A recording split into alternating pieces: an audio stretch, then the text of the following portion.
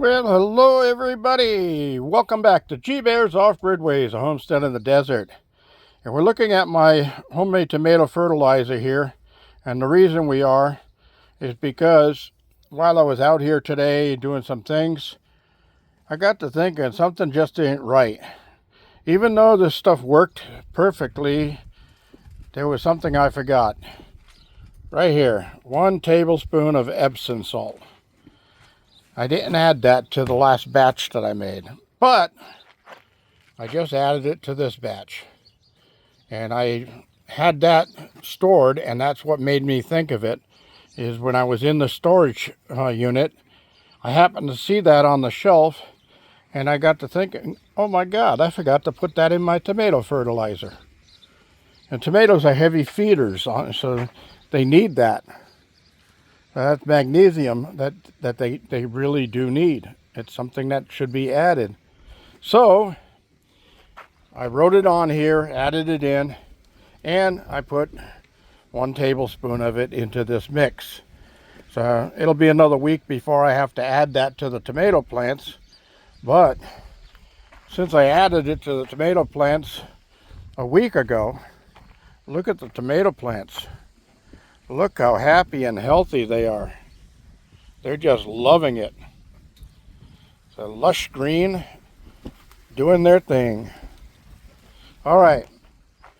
So this is I was out here today, and all of my traps were set off. The nuts were gone off of them, and they were all set off. They were popped, but nothing in them. So we went to plan 2. So you can see the nut now isn't in the V section of the unit. It's right up in the top. There's 2 little pins in there that I noticed, and I pressed the nut down on those 2 little plastic pins, and it's in there real tight. And then I set the trap, and normally the flap is way up in the air. I pushed the flap down to where it's just barely holding on to that metal bar that trips the unit. It's right on the edge. So if a fly lands on that, it's going to pop. Good thing there's no flies out here. Same thing over here. Traps were popped and the nuts were gone. So on that one, on the old one, I worked a piece of mechanics wire through the nut and then tied it onto the little pallet thing there, and wired it down, and I closed the little V down so that the wire can't come loose. So if anything gets on there to touch that nut, it's gonna have to knock that thing off. And again, I set it so the wire, the release wire, is just barely hanging onto the edge. Same thing on that one. I put the nut in the 2 little pins, not in the little Y section of it, and I set it to where it's just barely hanging on. So if anything just brushes against that, it's got to go off. And it's a must right now, because you see the little plants coming up. See the little plants coming up? They're coming up all over the place. See, there's another one here. And there's some more around. There's another one there. Those are my radishes. And I don't want my radishes to disappear. So it's all set up to go. Now, if anything comes up out of there tonight and pops these traps again, and it's nothing in the traps in the morning, I'm going to be a little on the upset side.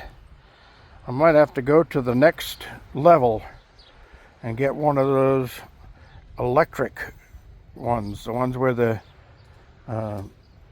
critter goes inside and gets electrocuted, because the floor of it is electrified and it runs on a capacitor and some batteries. So the batteries charge the capacitor up to like 170,000 volts or something like that.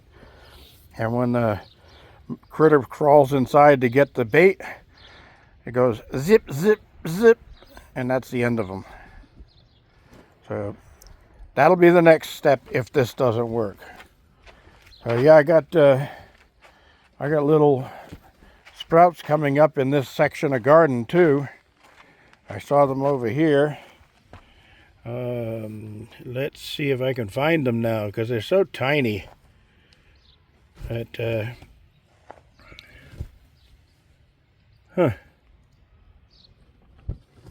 I just saw them a little while ago. Where'd they go? Anyway, take my word for it. There's that one right there. There's some plants coming up here. There's one right there. And there was one right there. And there was one pretty good size pepper plant coming up. And that should be a jalapeno. So, okay. Oh. There's another plant there, another plant there. Where did I see that pepper plant? Huh. Oh, right there. All right. So, got that stuff going. Gave everything a watering because it's over 90 degrees today.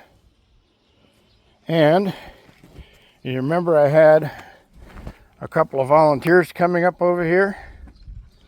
Well, get a good look at those volunteers right there. All right. And let's move on around the corner here. And let's take a look at these volunteers. Well, these aren't volunteers. These are planted. Yes, it's kale. So I did have kale planted down there in that area last season. So somehow a kale got over there and it's growing. So the other kale that I planted just a couple of days ago, I put 2 seeds in to make sure they come up, and they both came up there and they both came up there. And that was only, what, 3 days ago? So those are doing good. Now the corn, I may have gotten in too soon. Corn will not sprout until the soil temperature gets up to between 65 and 70 degrees. And the soil temperature hasn't reached that point. So, just to make sure, I started another 24 seeds. Actually, I did 28 seeds just in case. I got them soaking in water, and I've got some potting soil into one of my little grow units, so I can plant some corn in those and keep them warm. And I'll put them inside of the greenhouse where it's always a little warmer, and see if I can't get those things to sprout so I can get my corn and catch up with the season. The beans should have sprouted, but they haven't, so that's worrying me too. I might have to redo the beans also. And over here the peas are doing really well. You can see the 3 that did come up are doing well, and all of these I just planted the other day when I did the kale. So those usually take a week to 2 weeks to germinate, so we'll see if anything comes up out of those. My pepper plants over there are looking pretty happy too. Oh, that's about it, everybody. I want to thank you for joining me today. Questions and comments down below. Please hit that like button, hit that subscribe button. It doesn't cost you anything to subscribe, really. It's absolutely free. And I just checked my stats the other day, and 63% of the people that view my videos, 63% of them are not subscribed. Can you imagine that? I got 63 out of 100 people that are watching my videos on a regular basis, and they didn't hit that little subscribe button. It's free, everybody. It's absolutely free. Doesn't cost you a thing. If you're watching my videos anyway, please hit that subscribe button. It helps us creators out. It helps us out immensely. That's all I have to say. Thanks for joining me. G Bears signing off.